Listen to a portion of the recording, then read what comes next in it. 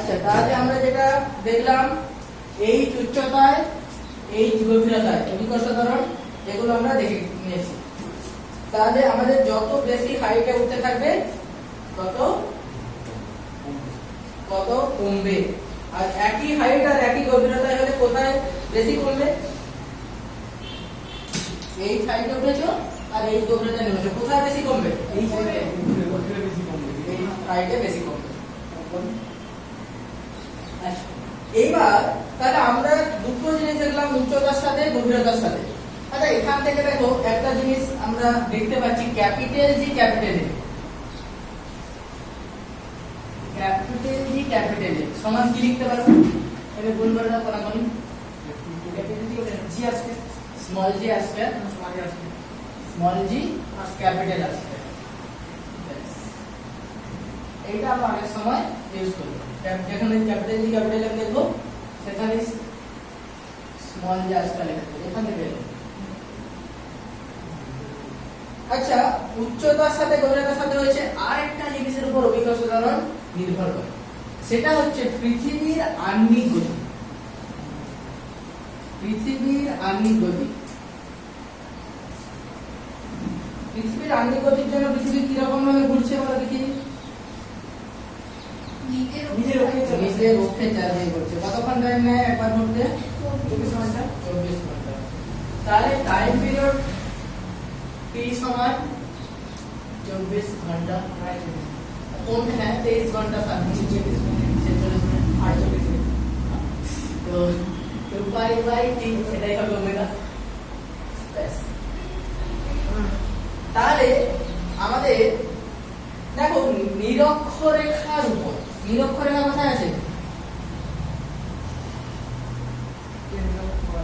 এটা নিরক্ষরেখা কেন্দ্র মানে একদম মিডিল বরাবর সবচেয়ে বড় ব্যাসটা নিরক্ষরেখা বলতে পারো, কিন্তু ওটা অ্যাকচুয়ালি পরিধির উপর টানা হচ্ছে, ব্যাস বরাবর নিরক্ষরেখা। কেন্দ্রের সবচেয়ে বড় পরিধির যে সার্কেল হবে সেটাই হচ্ছে নিরক্ষরেখা। তাহলে হ্যাঁ ব্যাস বেশি হবে অবশ্যই, কিন্তু কেন্দ্র দিয়ে ডাইরেক্ট ব্যাস নয়, নিরক্ষরেখাটা ব্যাস নয়, নিরক্ষরেখাটা গোল করে পরিধির চারধারে ঘুরতে থাকে। সবচেয়ে বড় রিং।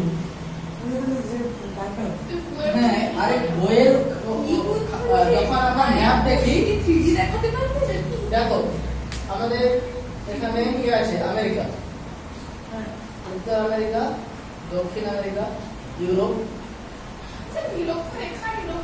আফ্রিকা, এই জায়গায় আমাদের এশিয়া। ধরো নিরক্ষরেখা যখন টানছো কিরকম টানছো? এইরকম। অ্যাকচুয়ালি এটা কি এরকম? এটা দেখুন গোল, মানে এটা অ্যাকচুয়ালি এই পৃথিবীকে এরকম চওড়া, একদিক থেকে দেখলে আমাদের এরকম স্ট্রেট লাইন দেখছি, কিন্তু এটা অ্যাকচুয়ালি একটা গোল। তাহলে আমাদের আমরা কোথায় আছি? আমরা কোন জায়গায় আছি? আমরা যে ওই যে 22.5 ডিগ্রি এরকম জায়গায় অর্ধক্রান্তি রেখার কাছাকাছি আমাদের পুরুলিয়ার কাছাকাছি। আমাদের পুরুলিয়ার উপর দিয়ে কি গেছে?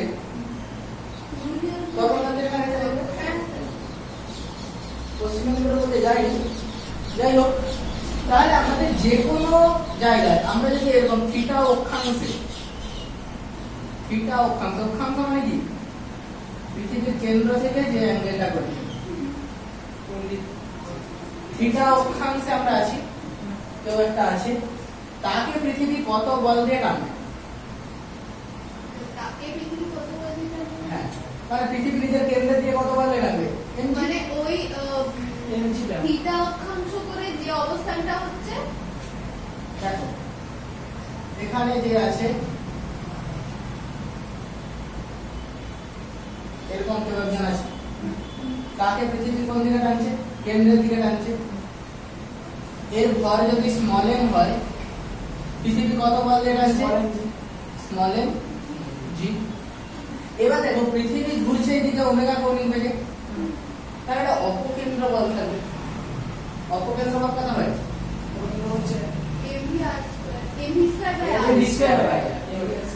এটা দেখো যারা জানো না, দেখো যখন বৃত্তাকার পথে কেউ একটা ঘোরে, ভি বেগে যখন কেউ বৃত্তাকার পথে একটা ঘোরে আর ব্যাসার্ধের বৃত্তপথে, তখন তার উপর একটা অপকেন্দ্র বল কাজ করে। সেটা আমরা প্রুফ করতে পারি এম ভি স্কয়ার বাই, আমাদের সিলেবাসে আছে প্রুফটা। আর এটাকে দেখো ভি সমান আমরা কি লিখতে পারি, ওমেগা আর, ভি সমান ওমেগা ইনটু আর, তারপরে এটাকে এম ওমেগা স্কয়ার আরও বলতে পারি। ভি এর জায়গায় ওমেগা আর বসে দাও, তাহলে omega square r square by r, একটা আর কেটে যাবে, তাহলে এম ওমেগা স্কয়ার আর। এটা হচ্ছে আমাদের অপকেন্দ্র বল। তাহলে দেখো পৃথিবী ওমেগা কোণ দিকে ঘুরছে, এইটা যেটা বলছে এটা হচ্ছে ক্যাপিটাল আর, পৃথিবীর ব্যাসার্ধ, তাহলে এই রেড গুলো ক্যাপিটাল আর, পৃথিবীর ব্যাসার্ধ। আচ্ছা এই যে ব্লু লাইনটা টানছি, এটা নিশ্চয়ই পৃথিবীর ব্যাসার্ধ না? এটা এইখানে এই যে পয়েন্টে আছে, এই পয়েন্টে পৃথিবীর যেটা ব্যাসার্ধ মানে হবে এটা, this r must be less than capital R, ঠিক কি না? কেন্দ্র ছাড়া সমস্ত। তাহলে বলো এই বস্তুটার উপর অপকেন্দ্র বল কত কাজ করবে? m v square by small r, m v square by small r. এবার ভি তো জানি না, তাহলে ওমেগা স্কয়ার দিয়ে বলি, m ওমেগা স্কয়ার স্মল আর। এই পরিমাণ অপকেন্দ্র বল কাজ করবে। তাহলে এইটা যদি থিটা হয়, আমরা এই বিন্দু বরাবর এই ওমেগা স্কয়ার আর যে অপকেন্দ্র বল, এর ঠিক রেডিয়ালি আউটওয়ার্ড ডিরেকশনে উপাংশ যাচ্ছে, component of m omega square r along the radially outward direction, মানে একদম সেন্টার থেকে দেখলে বাইরের দিকে।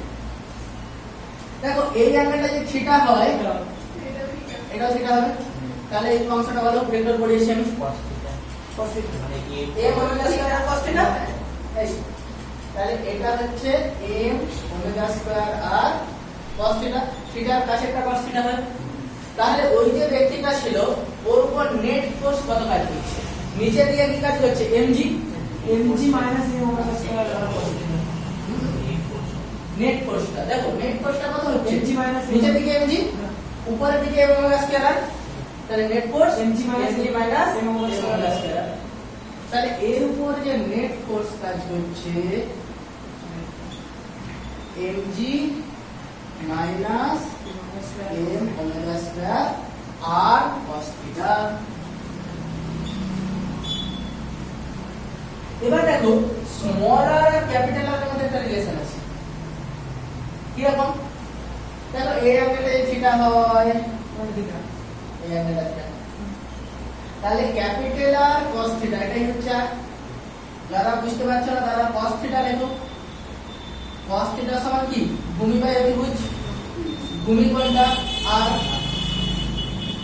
By capital R, A B C, ত্রিভুজ এবিসি টাকে পাবো AC by BC, small r by capital R, small r by capital R, তাহলে স্মল আর সমান কি লিখতে পারো, ক্যাপিটাল আর cos থিটা বসিয়ে দাও। তাহলে এক নেট কত হয়ে গেল, mg minus m omega square, small r এর জায়গায় লিখছি capital R, cos theta into cos theta, cos square theta. Sir বলছি mg আর m omega square r cos theta ওই দুটো তো সমান হওয়ার কথা, নইলে ওই লোকটা ওইখানে দাঁড়িয়ে থাকবে না না, সমান হলে তো ভেসে থাকতো, আমরা কি ভেসে আছি? সমান হলে ভেসে থাকতো, যদি m ওমেগা স্কয়ার আর বেশি হতো আমরা উপরে উঠে চলে যেতাম। আমরা নিচের দিকে কেন চেপে আছি, আমাদের এই যে বস্তুটাকে ছেড়ে দিলে নিচে আসছে কেন, কারণ নিচের দিকে আকর্ষণ বেশি, mg বেশি, সেই জন্য তো নিচে আসছে। না হলে এখানে রেখে দিলে সমান যদি হতো, এখানে রাখলে এখানে থেকে যেত, সমান হলে এর উপর নেট ফোর্স 0 হয়ে যেত, এখানে রাখলে এখানে থেকে যেত, সবাই ভেসে ভেসে চলে যাচ্ছে। তাহলে বাকিদের এত গুরুত্ব থাকবে না, সবাই বাঁচতে পারবে। যাই হোক, অনেক ঝামেলা হয়ে যেত। ছিলাম কি এরোপ্লেনের সাথে, না এরোপ্লেনের সাথে দুগা খাওয়ার কথা আগে ছাড়ো, বায়ুমণ্ডল থাকতো না, এরোপ্লেনে চাপবে কি, বায়ুমণ্ডলকে ধরে রেখেছে পৃথিবী, বায়ু বেরিয়ে যেত, তার সাথে আমরাও বেরিয়ে যেতাম, এরোপ্লেনে চাপবে, আমরা বেরিয়ে যেতাম। তো তুমি এখানে বেঁচে আছো, একটু লোক ঠেলে দিয়েছে তো একদম, গতি একটা নিউটনের প্রথম সূত্র চলছে। এমজিটা বেশি বলেই আমরা বেঁচে আছি, সব কিছু আছে। তো নেট ফোর্স এটা। তাহলে এখন যদি আমরা ভাবি এফেক্টিভ জি, জি ড্যাশ যদি ভাবি, সেটাই কি এফ নেটিভ হচ্ছে এম জি ড্যাশ। এটা চলো জি ট্রিপল ড্যাশ বললাম। মানে কি করে? দেখো পৃথিবীর আমরা এটা বল, বল সমান কি ভর ইনটু ত্বরণ। তাহলে এ বিন্দুতে ত্বরণ কত? এ, এ সমান কত হচ্ছে? দেখো দুপাশে এম কেটে যাচ্ছে না, g minus omega square capital R cos square theta. আর এই বিন্দুতে ত্বরণ, এই ত্বরণটা কিসের জন্য হচ্ছে? পৃথিবীর জন্য। তাহলে এই ত্বরণটাকে আমরা বলছি এই বিন্দুতে অভিকর্ষজ ত্বরণ। তাহলে এফেক্টিভ অভিকর্ষজ ত্বরণ, সেটাকে আমরা জি, আগে দুটো ডবল ড্যাশ ছিল না, আমি বললাম এটা ট্রিপল ড্যাশ, কোন ব্যাপার। তাহলে দেখো পৃথিবীর অক্ষাংশের উপর ডিপেন্ড করে জি চেঞ্জ হয়ে যাচ্ছে। নিরক্ষরেখায় যা জি, মেরুতে একই জি নয়। নিরক্ষরেখায় যদি এসে যায়, থিটাটা কি হয়ে যাবে? কমতে কমতে কমতে কমতে 0, আর মেরুতে গিয়ে 90 ডিগ্রি। তাহলে দেখো নিরক্ষরেখায় কি কত হচ্ছে আর মেরুতে কত হচ্ছে?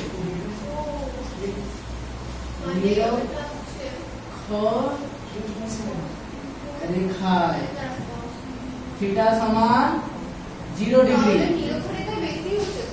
বেশি হচ্ছে, হচ্ছে কি আছে?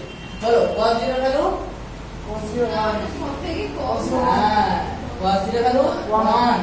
তাহলে g এখানে কত হয়ে যাবে? g minus omega square I, cancel. আর মেরুতে मेरे को अच्छी जी माना चाहिए। हाँ। कौन होगा सबके? থিটা সমান जी 90 ডিগ্রি।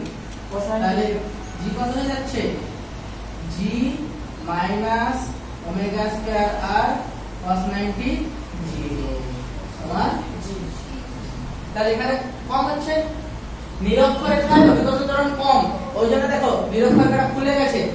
আমাদের অ্যাকচুয়ালি পৃথিবী দেখতে কি রকম হয়? অভিগত গুলো পারফেক্ট গুলো না, উপর নিচে চাপা। কারণ কি? মেরুতে অভিকর্ষ ত্বরণ বেশি। পৃথিবী যখন প্রথম তৈরি হচ্ছিল, কি ছিল? প্রথমে গ্যাস ছিল, তারপরে লিকুইড হয়েছে, তারপরে সলিড হয়েছে।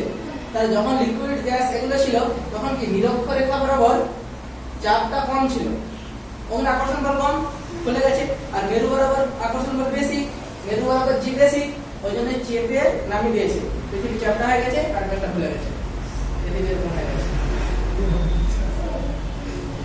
বোঝা গেল ব্যাপারটা? এখন পৃথিবী এরকম।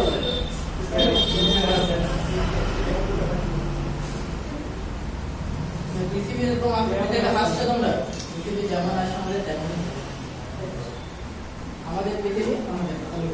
তুই এতদিন কিরকম সাথে আচ্ছা, তাহলে আমরা এখন পর্যন্ত যেটা শিখলাম, কি কি বিষয়ের উপর নির্ভর করছে? উচ্চতার সাথে, গভীরতার সাথে, আর পৃথিবীর ঘূর্ণনের জন্য অক্ষাংশের সাথে। নিরক্ষরেখায় অভিকর্ষ ত্বরণের মান সবচেয়ে কম। নিরক্ষরেখা থেকে যত মেরুর দিকে এগোতে থাকবে, তুমি উপর দিকে যাও বা নিচের দিকে যাও, বাড়তে থাকবে। মেরুতে গিয়ে সর্বোচ্চ। এরপর আমরা স্যাটেলাইটে এসে যাবো। এখানে কিছু পাখি মিলে গেল না যদি। বলছি উপরের W সমান 2π/T হলে কি করে হচ্ছিল? এটা তো জাস্ট বলেছিলাম, এটা কৌণিক বেগ। ওটা মানে W সমান 2π/T। আচ্ছা দেখো বলছি, টাইম পিরিয়ড মানে কি? একবার ঘুরতে যে সময় লাগে। তাহলে একবার ঘোরা মানে কতটা ঘুরবে, কতটা অ্যাঙ্গেল ঘুরে? 360 ডিগ্রি মানে 2 পাই। এটা ধরো একটা সার্কুলার পাবে, এখান থেকে শুরু করে এখানে আসছে মানে পাই, এখানে এসে আছে মানে 2 পাই। তাহলে 2 পাই অ্যাঙ্গেল ঘুরতে টাইম লেগেছে t। ওমেগা হচ্ছে কৌণিক বেগ। কৌণিক বেগ মানে কি? Theta t। থিটা হচ্ছে 2 পাই। 2 পাই অ্যাঙ্গেল ঘুরেছে কত সময়? এই সময়। বুঝতে পারছো?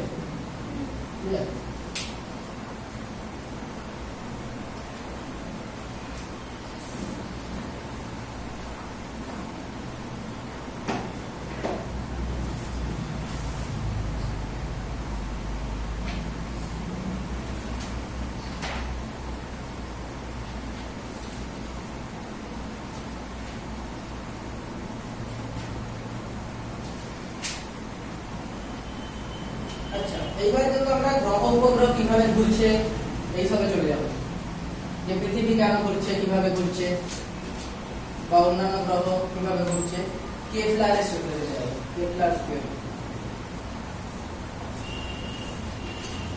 এখান পর্যন্ত কারো সমস্যা থাকলে বলো, নাহলে আমরা ধীরে ধীরে সামনের দিকে এগিয়ে যাব।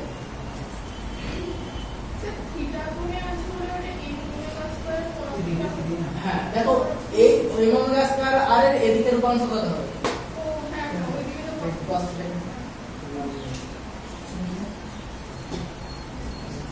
হয়ে গেছে, সবার নোট ডাউন হয়ে গেছে। কেপলারের সূত্র, কেপলার বলছেন যে পৃথিবী যে সূর্যের চারদিকে ঘুরছে, বা পৃথিবী কেন যে কোনো গ্রহ, বলো পরপর কটা গ্রহ আছে আমাদের? নটা, আটটা। কি কি?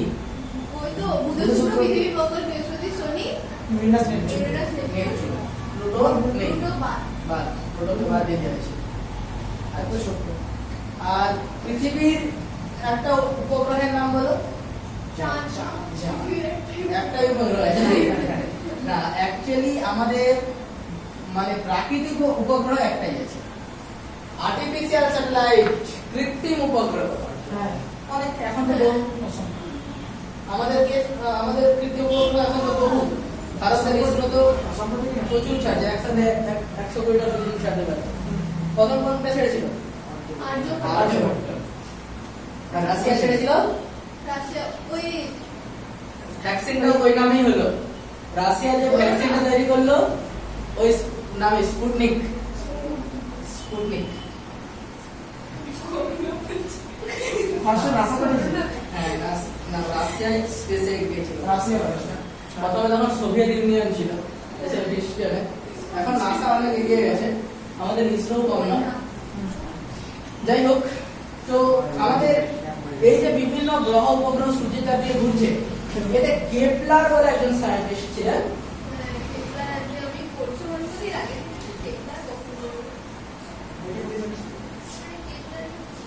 কেপলার, কেপলার কি বললেন? কেপলার তিনটে সূত্র দিলেন, তিনটে সূত্র, ফার্স্ট, সেকেন্ড, থার্ড। পরীক্ষায় কোশ্চেন পড়ে কেপলারের এই সূত্রগুলি লেখো। প্রথমে কেপলার একবার খুব সুন্দর একটা কথা বললেন যে সূর্যের চারদিকে পৃথিবী কিরকম কক্ষপথে ঘুরছে? মানে কি অতিরিক্ত না, উপবৃত্তাকার। উপবৃত্ত এরকম উপবৃত্তাকার কক্ষপথে ঘুরছে। সূর্যের চারদিকে পৃথিবী মানে পৃথিবী নয়, শুধু যে কোনো গ্রহের উপবৃত্তাকার কক্ষপথে ঘুরছে, এবং সূর্য এই উপবৃত্তে একটি ফোকাস, একটা উপবৃত্তের দুটো ফোকাস করা আছে। উপবৃত্ত মোটামুটি হ্যাঁ বলেছিলাম। তো এইটা একটা ফোকাস, এইটা একটা ফোকাস। যেমন বৃত্তের একটাই সেন্টার হয়, আচ্ছা হ্যাঁ বুঝতে পেরেছি, বৃত্তের একটাই সেন্টার, কিন্তু উপবৃত্তের দুটো ফোকাস, না লেন্সের মতো না। লেন্স বা এর যে হ্যাঁ অনেকটা কনসেপ্ট আছে, অনেকটা মানে অনেকটা কি রকম, ওটা লেন্স কিন্তু আমাদের 3 ডাইমেনশনে ভাবতে হবে। ওখানে উপবৃত্ত নয়, গোলক, একটা গোলকের অংশ, তার ফোকাস। সেই ব্যাপারটা লেন্সের ব্যাপারটা আলাদা আসবো আমরা, অনেকটা একই রকমই। এটা 2 ডাইমেনশন, একটা তোমার জাস্ট পথ। পথ এটা কি বলছি আমরা বলছি এটা উপবৃত্ত, উপবৃত্ত। আর সেগুলো আমাদের যেমন সার্কেল আর স্ফিয়ার, এগুলোর মধ্যে তোমরা আছে না সেরকম ব্যাপার। উপবৃত্ত হচ্ছে 2 ডাইমেনশনাল ব্যাপার। যাই হোক, আমাদের পৃথিবী বা অন্য গ্রহগুলি সূর্যের চারদিকে উপবৃত্তাকার কক্ষপথে ঘুরছে। সূর্য এই উপবৃত্তের যে কোনো একটা ফোকাসে আছে। ওরা বলবে সূর্যটা লাল, এর জন্য লাল। ছোটবেলা থেকে ছবি এঁকেছে যে সূর্যের রং লাল। সূর্যের রং লাল কেন? কারণ ওটার মধ্যে হচ্ছে মানে ওই যে লাইক প্লাজমা আছে বলে এটার রং লাল কি না, ওই সকালে লাল দেখা হয়, বিকেল বেলা শুধু ভোরবেলা আর বিকেলবেলা। সূর্য রংটা তো একই, কিন্তু আমরা পৃথিবীর বাইরে থেকে বেরিয়ে আসছে বলে সেটাকে লাল অথবা ওই কমলা যে কোনো কালার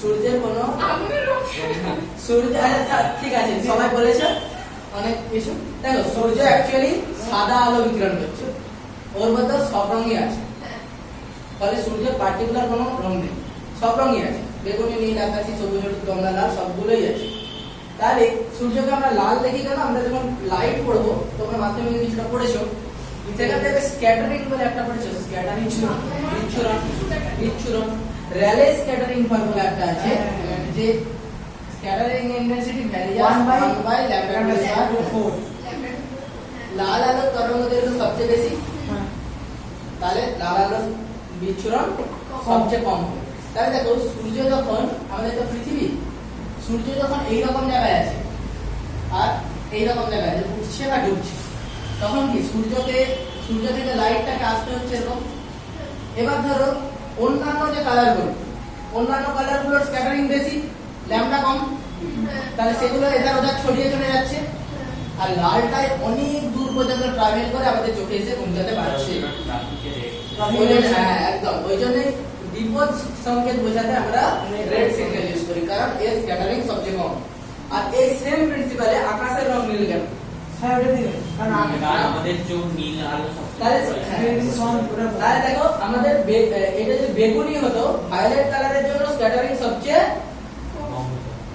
বেশি ভায়োলেট কালারের জন্য স্ক্যাটারিং সবচেয়ে বেশি এবার সূর্য কোথায় এসে গেছে ধরো এখানে এবার লাইট গুলো আসছে দেখো লাইট গুলো এখানে ছড়ে যাচ্ছে সবগুলো এখানে চলে যাবে কিন্তু দেখো ব্লু কালারটা সবচেয়ে বেশি স্ক্যাটারিং তাহলে ব্লু কালারটা স্ক্যাটারিং হয় এধার ওধার এসে আমাদের চোখে এসে পৌঁছাতে পারে তাহলে ব্লু না হয় আমরা আকাশটা ভায়োলেট দেখতে পারতাম কিন্তু আমাদের চোখ বেগুনি রংটাকে তাহলে আমাদের চোখ বেগুনির জন্য সেনসিটিভ নয় পায়রা আমাদের তো বেগুনি দেখতেই পায় না তাই তো জলপাই রং জলপাই রং দেখতে পায় না যাই হোক তো ওইটাই তো একটা তাহলে আমাদের তারপরে ব্লুটার সাথে সেনসিটিভিটি সবচেয়ে বেশি বলে আর ওই জন্য আমরা ব্লু দেখি তাহলে আমাদের চোখ সবচেয়ে বেশি সেনসিটিভ কিসের জন্য রেডের জন্য রেড নয় আমাদের চোখ সবুজ ব্লু ইজ ইয়েলো হালকা সবুজ কালারটা সেটা এখানে দেখতে পাবে হ্যাঁ ওই যে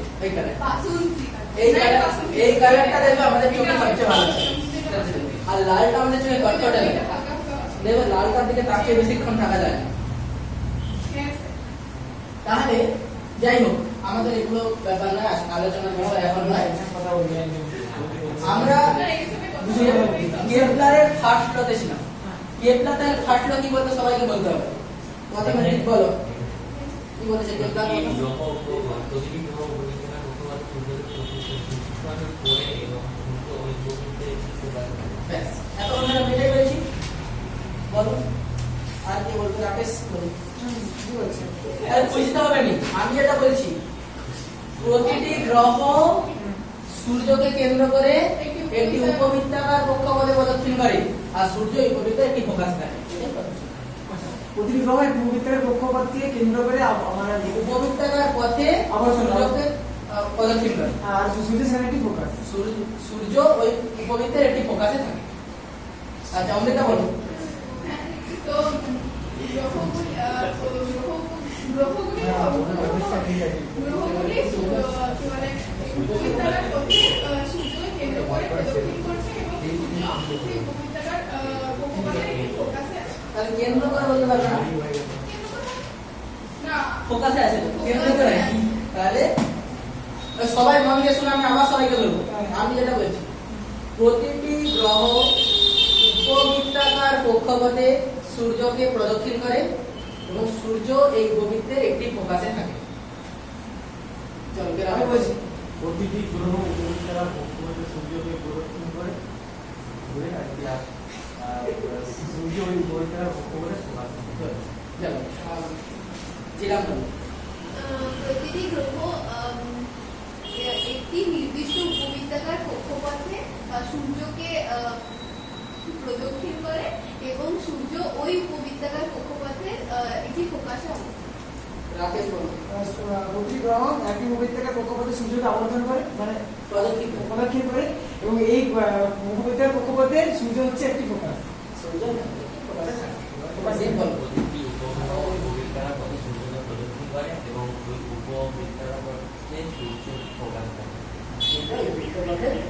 অমৃতা বলো। প্রত্যেকটি গ্রহ একটি উপবৃত্তাকার পথে সূর্যকে প্রদক্ষিণ করে এবং সেই উপবৃত্তাকার কক্ষপথে একটি ফোকাসে সূর্য। তাহলে কেপলারের প্রথম সূত্র সবার মুখস্থ হয়ে গেছে। এবার 1 নাম্বার হয়ে গেল। পরীক্ষায় এটা 3 নম্বরের কোশ্চেন পড়ে যে কেপলারের সূত্রগুলি লেখো। তো দ্বিতীয় সূত্র, সূর্য এবং কোন গ্রহের সংযোগকারী রেখা সমান সময়ে সমান ক্ষেত্রফল অতিক্রম করে। মানে অ্যাকচুয়ালি বলা হয় এরিয়া সুইপ আউট, মানে কাটিয়ে নিয়ে যায়।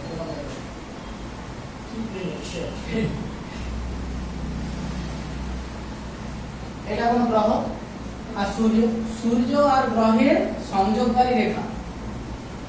এটা ধরো টি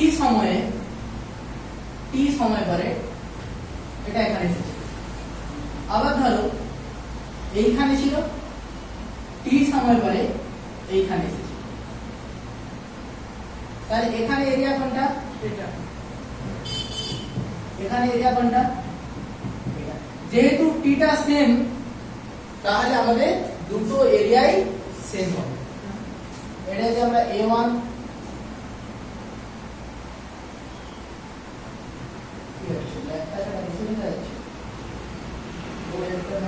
শেষ হয়ে যাওয়ার সম্ভাবনা আছে।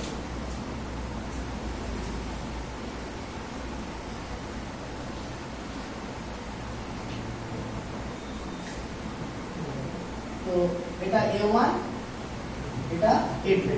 তাহলে আমাদের বলছে যে যদি টিটা সেম হয় A1 = A2, তাহলে সূর্য এবং কোন গ্রহের সংযোগকারী রেখা সমান সময়ে সমান ক্ষেত্রফল অতিক্রম করে। তাহলে এই যে যখন দূরে আছে এই অবস্থাটাকে আমরা কি বলি? দূরে অপসূত। আর কাছে যখন থাকে অনুসূত। তাহলে দেখো এটা দূরে আছে, এখানেও যে স্পিডে যাবে, এখানে যদি সেই স্পিডে যায় তাহলে তো এখানে বেশি ক্ষেত্রফল অতিক্রম করে যাবে। এটা দূরে আছে, তার মানে কি এইখানে স্পিডে আছে, এখানে ভেলোসিটি যদি v1 হয়, এখানে ভেলোসিটি যদি v2 হয়, v1 greater than v2। অনুসূত অবস্থানে বেগ বেশি হয়, অপসূত অবস্থানে বেগ কম হয়। বুঝা যাচ্ছে? তাহলে অনুসূত মানে এপিজি, তাই তো? অপসূত মানে পেরিজি। তো এপিজিতে আমাদের স্পিড বেশি, পেরিজিতে স্পিড কম। অনুসূত অবস্থানে স্পিড বেশি, অপসূত অবস্থানে স্পিড কম। তাহলে এটা অরিজিনাল সূত্রটা কি? সূত্রটা হচ্ছে সূর্য এবং কোন গ্রহের সংযোগকারী রেখা সমান সময়ে সমান ক্ষেত্রফল অতিক্রম করে। তাহলে আমরা যদি বলি ক্ষেত্রফল যেটা অতিক্রম করছে সেটা ডেল্টা এ বলি, ডেল্টা টি সময়ে যদি ডেল্টা এ দূরত্ব অতিক্রম ক্ষেত্রফল সুইপ করে, ডেল্টা এ ক্ষেত্রফল ডেল্টা টি সময় করে, তাহলে দেখো ডেল্টা এ বাই ডেল্টা টি এটাকে বলা হয় এরিয়াল ভেলোসিটি। দেখো অমনিতে s বাই t এটাকে কি বলি? ভেলোসিটি বা delta s by delta t। এটাকে যেহেতু ক্ষেত্রফল বাই টাইম, এজন্য এটাকে ক্ষেত্রীয় বেগ বা এরিয়াল ভেলোসিটি বলছি। তাহলে আমাদের এরিয়াল ভেলোসিটি কনস্ট্যান্ট, এটাই হচ্ছে আমাদের কেপলারের দ্বিতীয় সূত্র। তাহলে বলো কেপলারের দ্বিতীয় সূত্র অমৃতা বলো। আচ্ছা আমি একবার বলে দিচ্ছি, শোনো সবাই।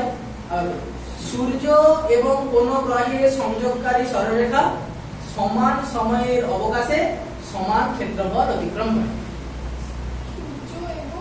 কোন গ্রহের সংযোগকারী সরলরেখা সমান সময়ের অবকাশে সমান ক্ষেত্রফল অতিক্রম করে।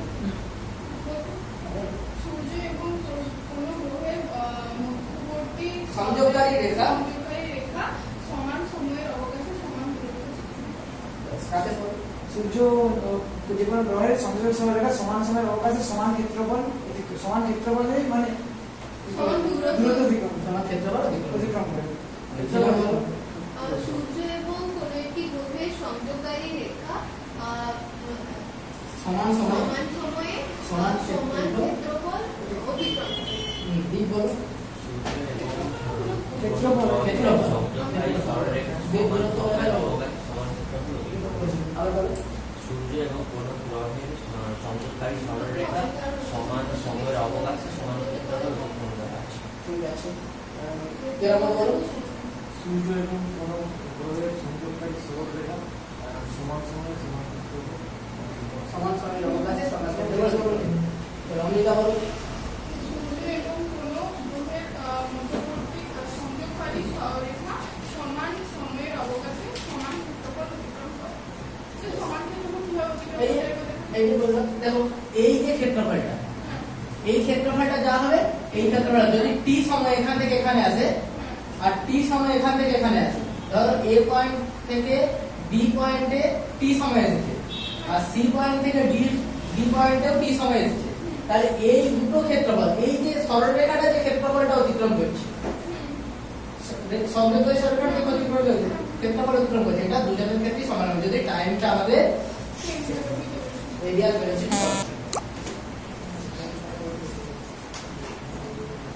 সেকেন্ড নাম্বার এটা, তাই তো? 2 নাম্বার এটা।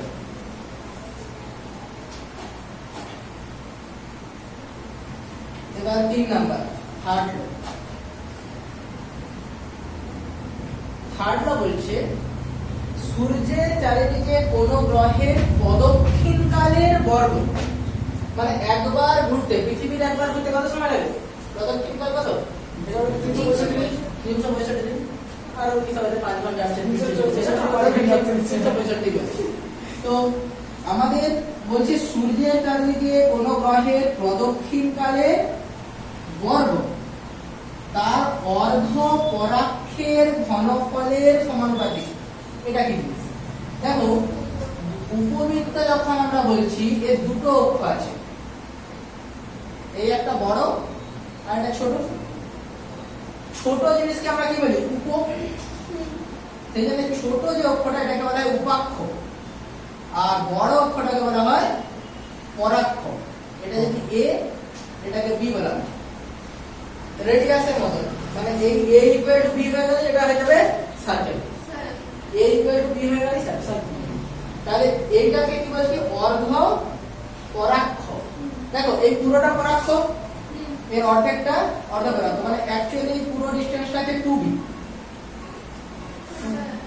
তাহলে এই বি হচ্ছে অর্ধ পরাক্ষ। বলতে সূর্যের চারদিকে কোন গ্রহের প্রদক্ষিণকালের বর্গ তার অর্ধ পরাক্ষের ঘনফলের সমান। দেখো সাপোজ আমাদের পৃথিবী, আমরা সূর্যের, এটা সূর্য, এই একটা গ্রহ আর এই একটা গ্রহ। আমরা বুধ আর শুক্রের কথাই বলছি। বুধ কি? Mars. Mars marker, marker Mars কি? মার্স তো মঙ্গল, মার্কারি। তাহলে তারপরে শুক্র, ভেনাস। ऐसे कल्पना है my very elegant mother just show us 9 planet.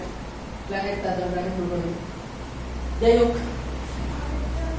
আর অনেক অনেক রকম মেমোনিক্স আছে। এরকম আমাদের সেই সব মেমোনিক্সের এখন দরকার নেই। আমাদের যেটা দরকার সেটা হচ্ছে এদের বুধ আর শুক্র, বলো কার রেডিয়াস বেশি? অবশ্যই শুক্রের বেশি। তাহলে এই যে যদি আর এম বলি, মানে অ্যাকচুয়ালি পরাক্ষ যদি বলি, এটা ধরলাম বি এম, আর এর যে অর্ধপরাক্ষ এখান থেকে এটা হচ্ছে বি ভেনাস। এবার দেখো কে বেশি টাইম নেবে? মার্স বেশি টাইম নেবে, এই মার্কার বুধ বেশি টাইম নেবে, শুক্র না শুক্র বেশি টাইম নেবে? অবশ্যই এর তাড়াতাড়ি এসে যাবে। তাহলে এর টাইম পিরিয়ডকে যদি আমি একবার বলতে যাই টাইম এম বলছি, আর এর যেটা টাইম লাগবে সেটাকে টি ভি বলছি। এবার দেখো এটা বেশি হবে, কিন্তু কতটা বেশি হবে? দেখো এখানে বলছে টি স্কয়ার ভ্যারিজাস বি কিউ, তার মানে হচ্ছে টি স্কয়ার সমান একটা কনস্ট্যান্ট ইনটু বি কিউ। তার মানে আমাদের মার্সের যে টাইমটা লাগছে সেটা স্কয়ার সমান একটা কনস্ট্যান্ট ইনটু এটা অর্ধপরাক্ষের কিউব। আর ভেনাসে যে টাইমটা লাগছে তার স্কয়ার সমান ওই কনস্ট্যান্ট ইনটু তার অর্ধপরাক্ষের কিউব। এটা আমরা প্রুফ করে দেখাবো, আমি জাস্ট সূত্রটা বলছি, এই প্রুফ করে দেখাবো যেটা সত্যি ডিসক্রাইব করতে দ্বিতীয় ভাবে কে এর ভ্যালুটা কি হবে সেটা আমরা দেখাবো। আজ কি করব, জাস্ট কি বলবো, সূর্যের চারদিকে কোন গ্রহের প্রদক্ষিণকালের বর্গ পৃথিবীর জন্য যদি হয়, পৃথিবীর জন্য যদি হয় কি হবে, এটা 365 ইনটু 24 ইনটু 3600 সেকেন্ড, এটা স্কয়ার সমান ওই কনস্ট্যান্ট ইনটু পৃথিবীর যে অর্ধপরাক্ষ তার কিউব হয়ে যাচ্ছে। এবার তার বলো তৃতীয় সূত্রটা বলো, আমি বলে দিচ্ছি। সূর্যের চারদিকে কোন গ্রহের প্রদক্ষিণকালের বর্গ, সূর্যের চারদিকে কোন গ্রহের প্রদক্ষিণকালের বর্গ তার অর্ধপরাক্ষের ঘনফলের সমানুপাতিক। কি বলবেন? সূর্যের চারদিকে কোন গ্রহের প্রদক্ষিণকালের বর্গ তার অর্ধপরাক্ষের ঘনফলের সমানুপাতিক। সূর্যের চারিদিকে কোনো গ্রহের প্রদক্ষিণকালের বর্গ তার অর্ধপরাক্ষের ঘনফলের সমানুপাতিক। সূর্যের চারিদিকে কোনো গ্রহের প্রদক্ষিণকালের বর্গ তার অর্ধপরাক্ষের ঘনফলের সমান। মুখস্থ করার দরকার নেই, এর পাশে তাকাও আর বলো, দিলাম বলো। সূর্যের চারদিকে কোনো গ্রহের প্রদক্ষিণকালের বর্গ তার অর্ধপরাক্ষের ঘনফলের সঙ্গে সমানুপাতিক। রাকেশ, সূর্যের চারপাশে প্রদক্ষিণ কোন গ্রহের প্রদক্ষিণে কালের বর্গ তার অর্ধপরাক্ষের ঘনফলের সঙ্গে সমানুপাতিক। দিক বলো। সূর্যের চারিদিকে কোনো গ্রহে প্রদক্ষিণকালের বর্গ তার তার অর্ধপরাক্ষের ঘনফলের ঘনফলের সমানুপাতিক। কিরকম বলো? সূর্যের চারিদিকে কোনো গ্রহের প্রদক্ষিণকালের বর্গ তার হচ্ছে কি বলে অর্ধপরাক্ষের অর্ধপরাক্ষের ঘনফলের ঘনফলের সমানুপাতিক। ক্লিয়ার? তিনটে সূত্র মুখস্থ হয়ে গেছে। আমি পরের দিন আবার ধরবো, পরের দিন আবার ধরবো, ধরবো মানে লিখে দিতে বলবো, পরের দিন লিখে দেবো। চলো প্রথম সূত্রটা দেখো, প্রুফ করার কিছু নেই, এবারে দেখো প্রথম সূত্রটা প্রুফ করার কিছু নেই। প্রথম সূত্র কি বলেছিল, সূর্যের চারদিকে গ্রহগুলি উপবৃত্তাকার কক্ষপথে প্রদক্ষিণ করে এবং সূর্য উপবৃত্তের একটি ফোকাসে থাকে, এটাই প্রমাণের কিছু নেই। কিন্তু দ্বিতীয়টা আমরা প্রমাণ করবো, তৃতীয়টা প্রমাণ করবো, পরীক্ষা প্রমাণ করে। প্রমাণটা দেওয়া নেই। হ্যাঁ, প্রমাণ সম্ভব নয়, ওটা না সম্ভব নয় বলাটা ভুল, ওটা জটিল আছে, ওটা তোমাদের সিলেবাসে। তো আমাদের দ্বিতীয় সূত্র যখন প্রুফ করবো, সূর্যকে উপবৃত্তাকার কক্ষপথ ধরে আমরা প্রুফ করবো না, উপবৃত্তাকার কক্ষপথ ধরেও প্রমাণ করা যায়, যেটা তোমাদের সিলেবাসে নেই, এটা জটিল হয়।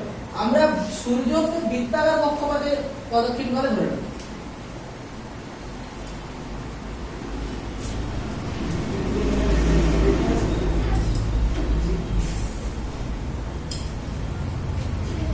ধরলাম এরকম একটা বৃত্তাকার কক্ষপথে সূর্য সেন্টারে আছে,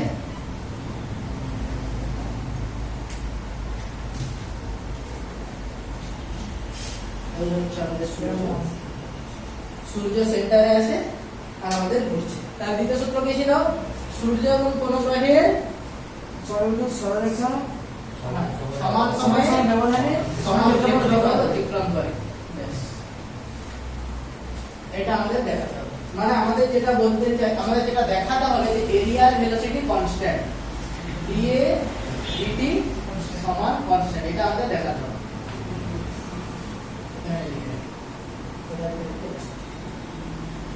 dA dt সমান কনস্ট্যান্ট, এটা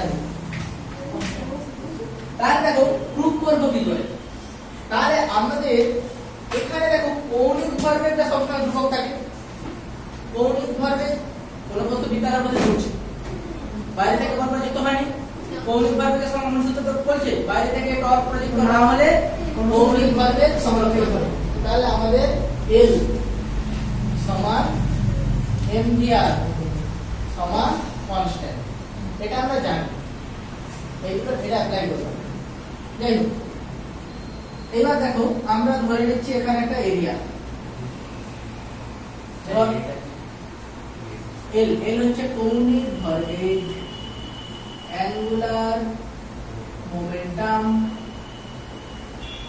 আগের চ্যাপ্টারটায় পড়িয়েছি আমি।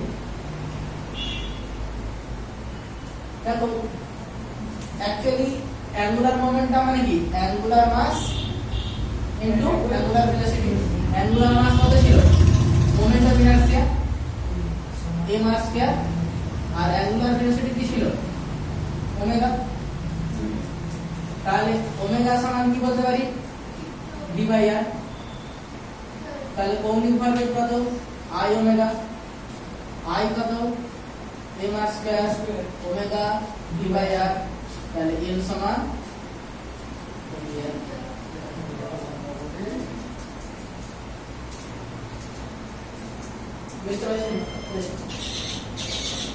তাহলে আমাদের এরিয়ার ভেলোসিটি কনস্ট্যান্ট আমাদের প্রুফ করতে হবে। তাহলে আমরা একটা এরিয়া ধরে নিই, ক্ষেত্রফল ধরে নাও।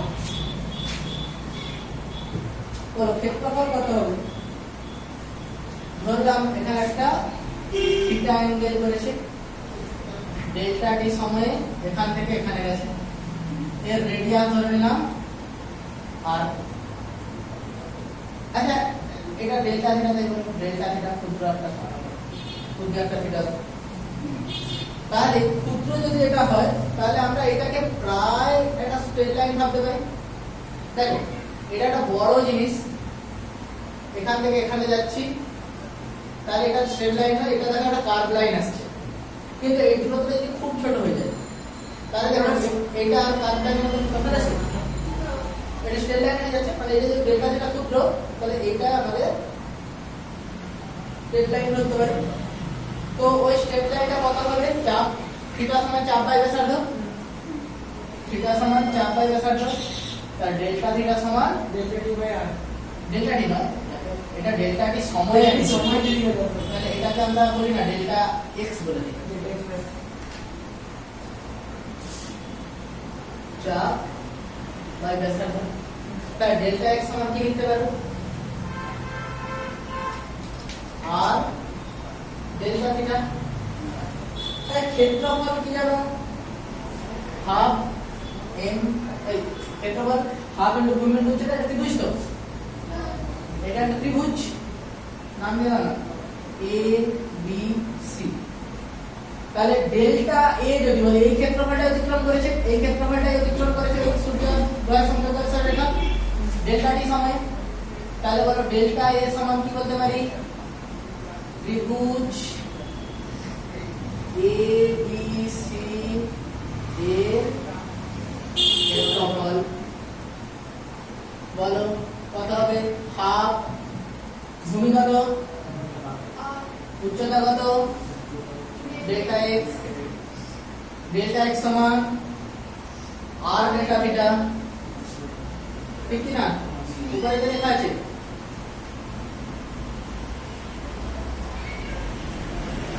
এবার দেখো এই যে আর তো কনস্ট্যান্ট, এখানে না, এখানে আর কনস্ট্যান্ট আমরা বলবো না, এমভিআর সমান কনস্ট্যান্ট। আমাদের কি চাই, এরিয়ার ভেলোসিটি, এরিয়ার ভেলোসিটি কত হবে, ডেল্টা এ বাই ডেল্টা সমান কত হবে, half r square delta A by এই delta theta by theta by delta. হ্যাঁ delta theta by delta t এটা কিছু জানো, ডেল্টা থিটা বাই ডেল্টা মানে তো বেগ, ওমেগা।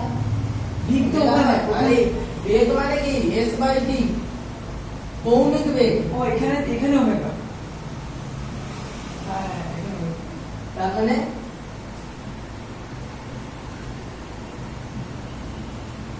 ওমেগা, ওমেগা কে কি লিখতে পারো, v বাই r। তাহলে half r square v by r। তাহলে দেখো একটা আর কেটে যাবে, উপর নিচে m গুণ করে দাও, উপর নিচে m গুণ করে দাও, তাহলে m থাকছে, v থাকছে, r থাকছে বাই 2m। দেখো এটা সবাই বুঝতে পারছো কিনা, আর অসুবিধা লাগলে বলো। মানে এরিয়া তার নিচে হাফ আর কোনটা কোনটা? এরিয়া নিচে এটা এটা এটা এটা কত? Half r square r square delta থেকে এটা হচ্ছে ডেল্টা a, তাহলে ডেল্টা বাই ডেল্টা t কত হবে? Half r square delta theta by হ্যাঁ হ্যাঁ আর উচ্চতা বলতে তো ঠিক দেখো আমরা এই ডেল্টা থিটাকে খুব ক্ষুদ্র ধরেছি,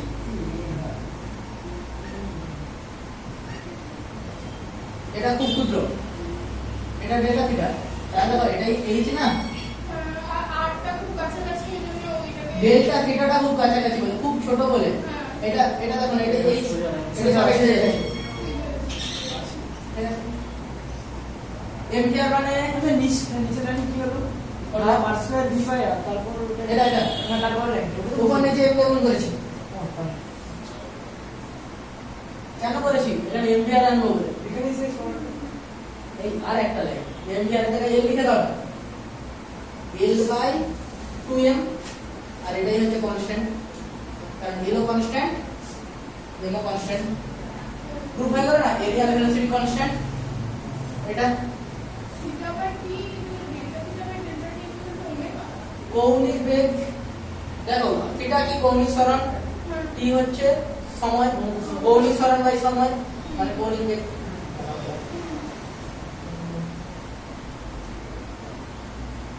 সেকেন্ড ল প্রুফ হয়ে গেল, প্রুফ। দেখো বুঝতে পারছো কি? বলো বলো বলো, শুরু শুরু। কিন্তু সেকেন্ড লয়ের ক্ষেত্রে তো দুটো জায়গার ক্ষেত্রফল নিয়ে হতো, দুটো হ্যাঁ, কিন্তু আমরা যদি এরিয়ার ভেলোসিটিটাই কনস্ট্যান্ট বলে দিই তাহলে দুটো কেন? হাজার জায়গায় নিলেও এই ডিএ ডিটি একক সময়ে একক ক্ষেত্রফল অতিক্রম করবে, সেম ক্ষেত্রফল অতিক্রম করবে।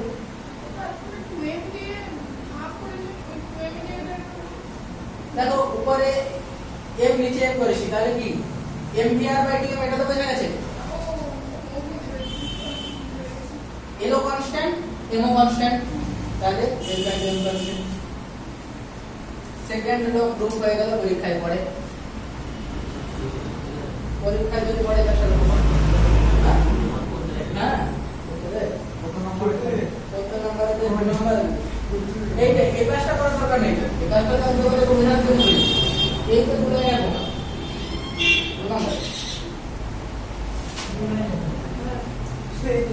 এটা এটা তুমি যে এক লাইনে লিখতে হয়ে যেত, এক লাইনে এটা আর ওটা এক লাইনে, দু লাইন।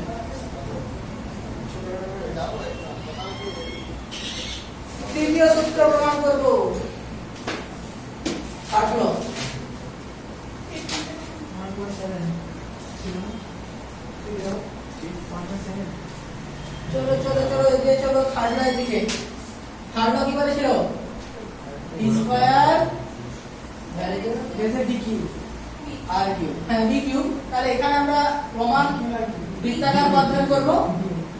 দেখো আমরা এখানে যে প্রমাণ করব বৃত্তাকার পথ ধরে করব, তার মানে আমরা যেটা প্রমাণ করব ডি স্কয়ার ভ্যারিয়াস আর কিউব।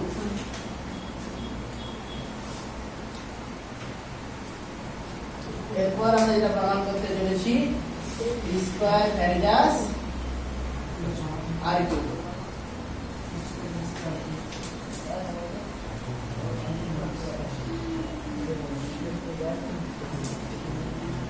সূর্য আর গ্রহের সংযোগকারী রেখা আর